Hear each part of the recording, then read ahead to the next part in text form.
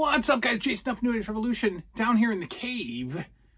And I'm telling you, gone is the day of this. This might be retired.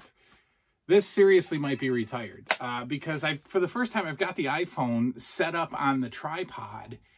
And holy cow, it like gets the whole room. This is great. And this is going to look really good when we have a bigger living room.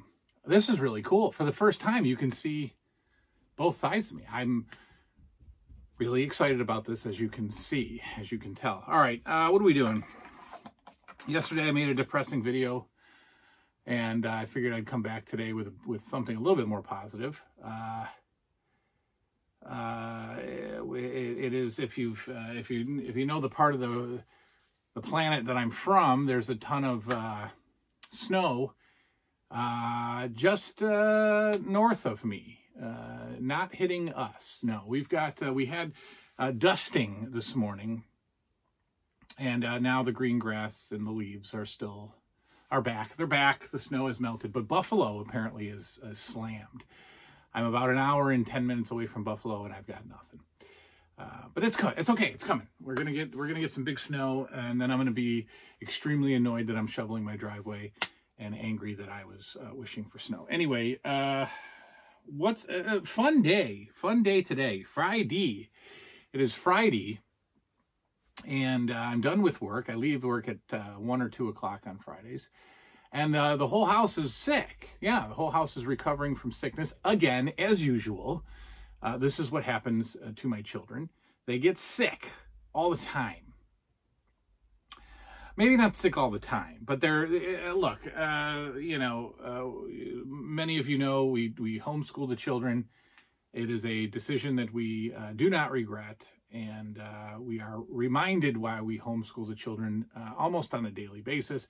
I am the 5th grade teacher. I am Liam's teacher, and it is such a wonderful bonding moment, opportunity, whatever, time to teach him. And I have to teach me before I teach him, which is fun because then I get to learn about stuff that I forgot or never paid attention to, and then to take it from my brain, package it up in an acceptable presentation, give it to him, and watch it register is an amazing feeling. I know what teachers must feel like.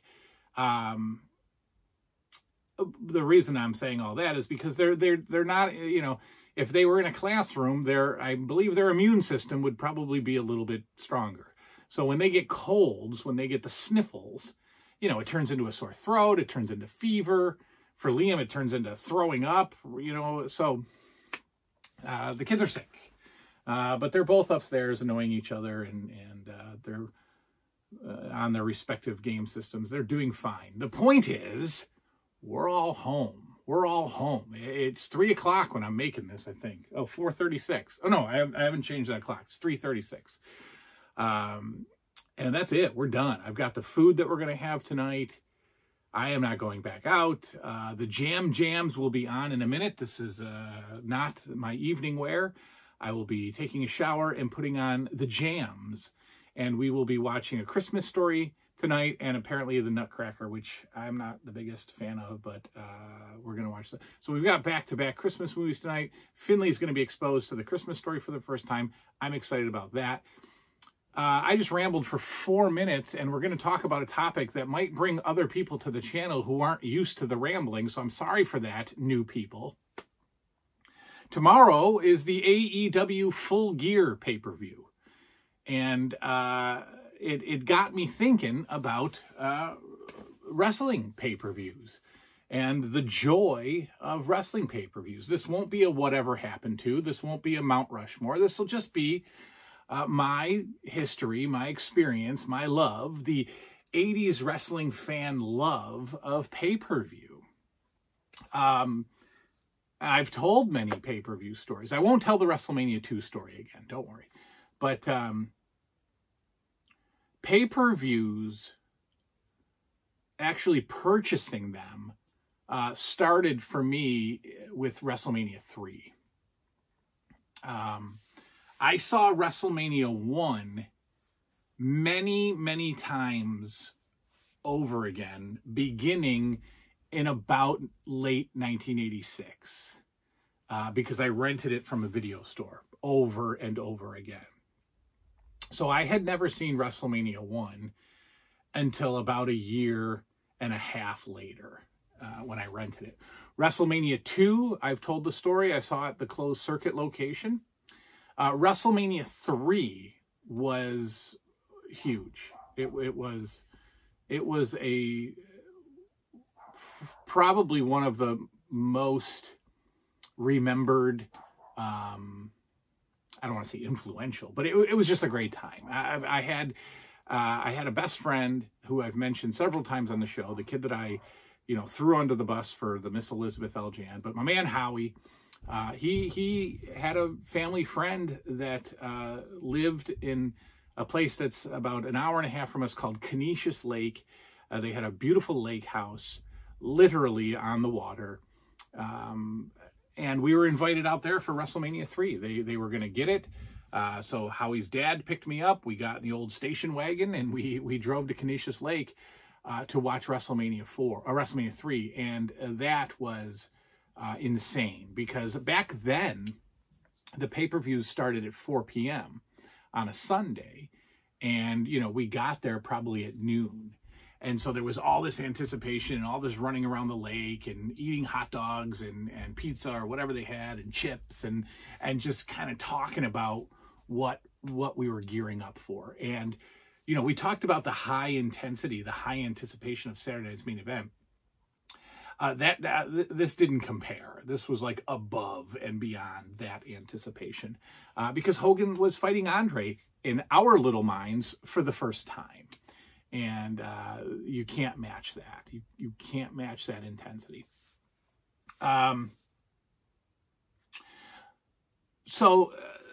Prior to the pay-per-view, on WWF programming, you would get the report. You would get the pay-per-view report. You'd in between matches, they would go to Mean Gene or Lord Alfred Hayes or Sean Mooney later in the day at the event center, right? At the WWF event center. And they would introduce new matches for the upcoming pay-per-view. So say it's WrestleMania, you'd get the WrestleMania report. And, you would learn during that moment 3 or so new matches. You would learn new matches on the card. And man, because it was a pay-per-view and we were so pumped for it, it didn't matter that it was, Coco Beware versus Butch Reed at WrestleMania 3 or whatever, if that's who it was. Was it Tito versus Butch Reed? It might have been Tito versus Butch Reed. The Rougeau. I mean, who cares? It didn't matter. We were going to go nuts for it, regardless of the match, because it was pay-per-view. So the event center was awesome. It would run down the matches that they've already announced, and they would add a couple of matches really to put it over the top. And you could sort of see the matches. Some of the matches you could see being generated on weekly programming, and then some of the matches were just totally random and was just a way to get the guys on the pay-per-view.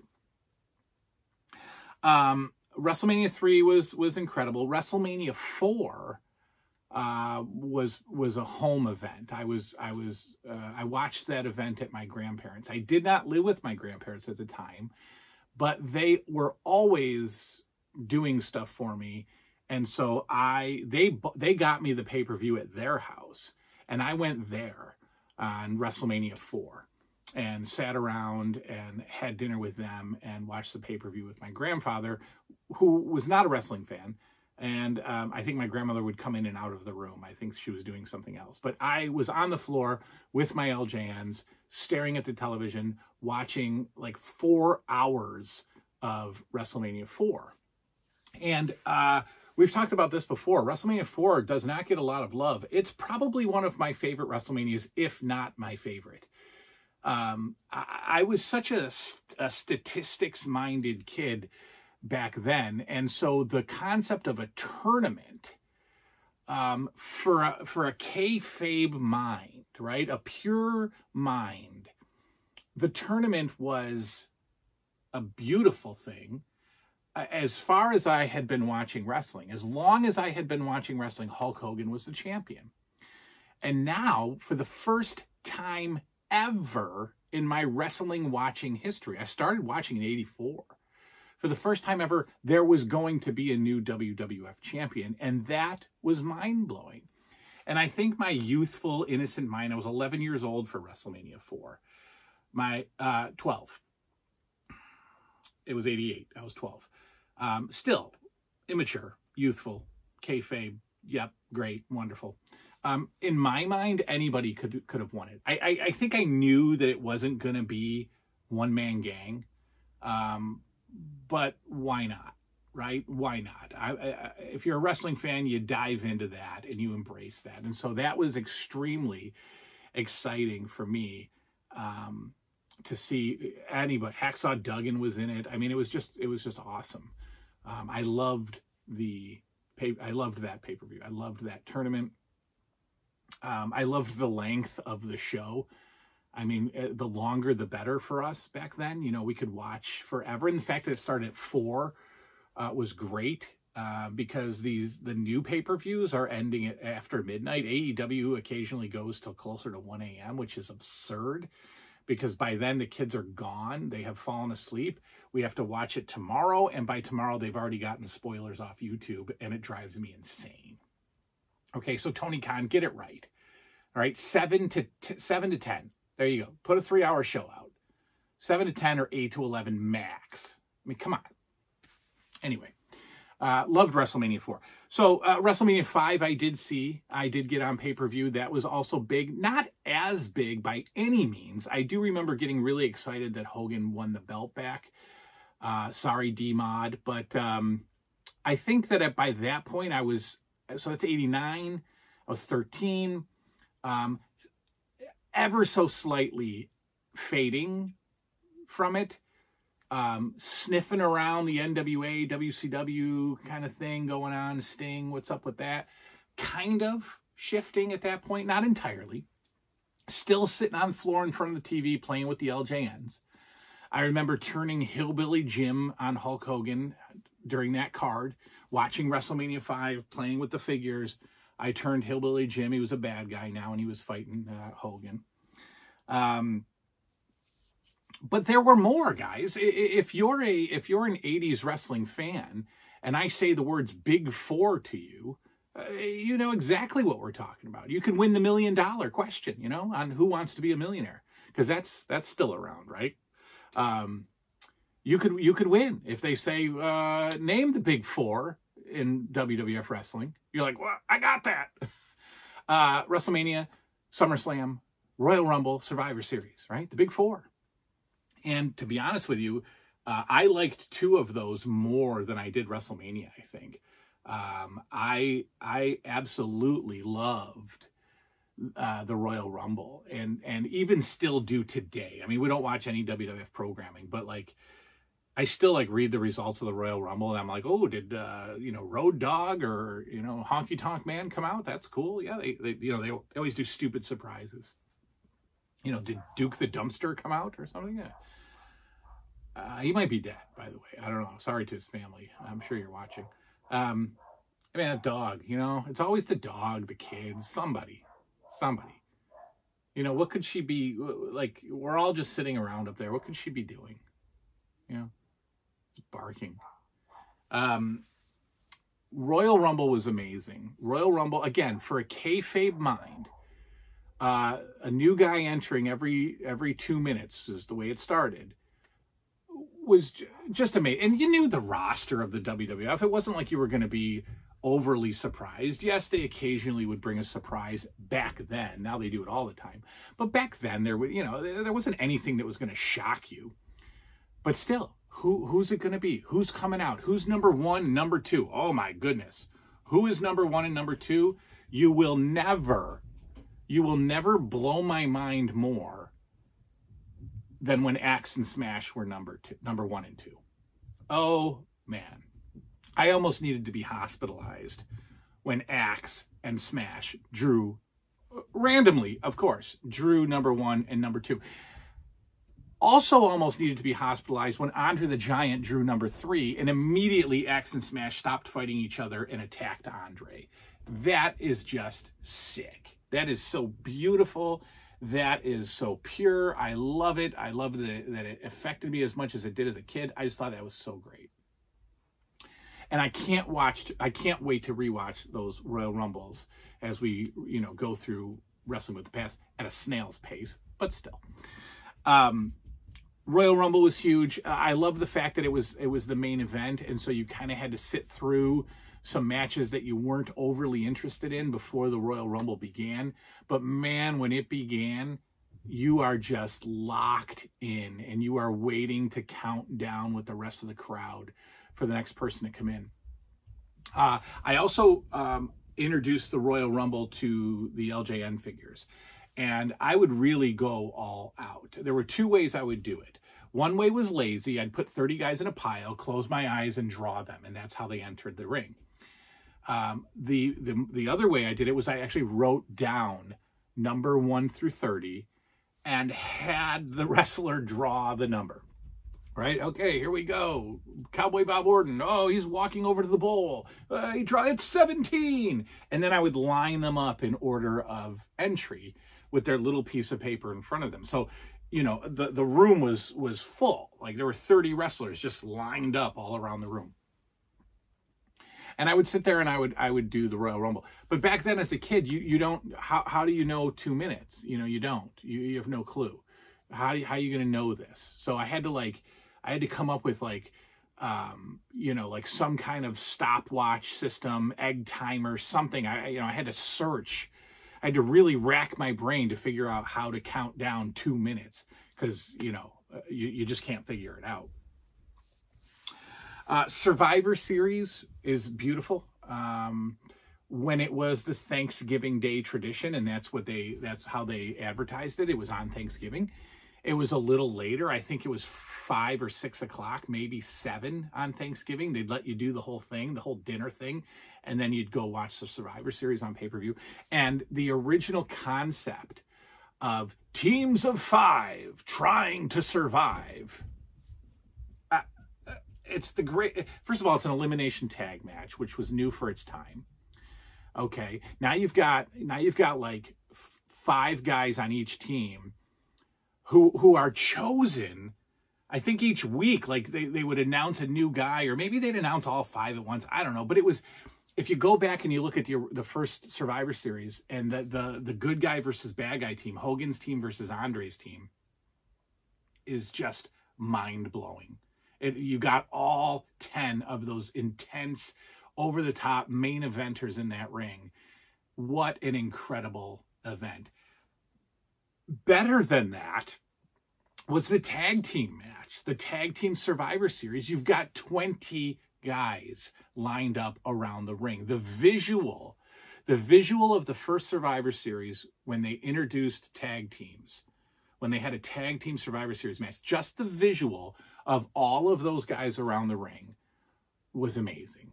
It's just visually iconic, right? Survivor Series, so good. And I never wanted that concept to change, but of course it did. Of course, into the 90s and 2000s, Survivor Series just became another card with a bunch of singles matches. And for some reason, they called it the Survivor Series. I hated that. I wasn't really watching by then, but still, I hated that they had to kill it. And again, I can't wait to review those shows along with Wrestling with the Past. So anyway, yeah,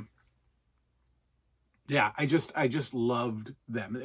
There was being 4 times a year. There was a buildup. Okay, now obviously there's a pay-per-view monthly, and has been for years, decades. They've been doing pay-per-views monthly. Who cares? Who cares? They just become a slightly better Raw, or SmackDown. Again, I don't watch the WWE product, so I don't know. The AEW pay-per-views have felt special. I think tomorrow night's will be special. I think MJF is probably going to become world champion. I think it's going to be cool. It should be a special event. I don't know. It's obviously not the same, but the fact that we had 4, and they were 4, and they were spread out so well, because in January you had the Royal Rumble. So as you're coming off of Christmas, you're into the new year, bam, the build up for the Royal Rumble's happening. Now we're done. We're done until summer. We are done until summer, and now we're building up SummerSlam, and then we're done again. Oh no, I'm sorry, April. Sorry, April. We're done. We're done from January. Then we've got the build to WrestleMania. Then we're done. We go through summer. Bam, they're pumping SummerSlam in August. We're done for a while. Up, end of the year's coming. Christmas is coming. Survivor Series is coming. I loved that. I loved the way they laid it out like that. It's just a dead concept. A dead concept of building up to a quarterly event. It's dead. Prices were $14.99, $19.99 back then. I believe we got them on something called Viewer's Choice. Viewer's Choice was the Time Warner or the Greater Rochester Cablevision pay-per-view carrier. Viewer's Choice, and I'm sure there were others. I'm sure there were a few others that would carry the pay-per-views, but just intense times, intense anticipation in the life of a kid. Just great times. Loved the wrestling pay-per-views. All right, your memories, of course. Hit them down there. Did you get them? Did your parents get them for you? Mine only bought me a handful. Like, I never saw SummerSlam. I don't think I saw any SummerSlam. I didn't see the one where, Liz did the bikini thing. Never saw that. I did get WrestleManias. I did get WrestleMania 6, I'm pretty sure, with Hogan and Warrior. I'm pretty sure I did. And then that was it. Didn't get 7, didn't get 8, didn't get any going forward. I did get a couple Royal Rumbles. I never got a SummerSlam. And I probably didn't get Survivor Series that often. It was really just a kind of a begging moment for me, begging for the shows, even though they were not $59.99, even though they were, cheaper back then. I think they steadily climbed. I think, $29.99, $34.99, $39.99, and then, beyond. But my grandparents got me a lot of them. My mom and dad, or my mother, my dad wasn't around. My mom didn't, for multiple reasons, I'm sure. Anyway, I'm dragging. Give me your memories. Did you get them? Did you have fun? Did you have a routine? Did you have friends over? Did friends have to come over to watch this? Or were you cool just being by yourself? Did you play with your wrestlers while you were watching the pay-per-view like I did? Give me some memories. And we'll talk again probably tomorrow. I did have something planned really cool that I wanted to do. But I probably have to do it on a Saturday or a Sunday. I'm going to take a walk. You guys are going to take a walk with me. We're going to walk through my old neighborhood. We're going to go to my old elementary school. That I have to do. I can't do during the week because a man poking around in elementary school on a weekday, looking in windows and stuff. It's not a good look. So I got to do that on the weekend. I don't know. We'll see. But that's coming. That's something that I want to do. It's Christmas time. I want to go home. Ooh, that's deep. I want to walk through my old neighborhoods. You guys can be a part of that. Anyway, that's all.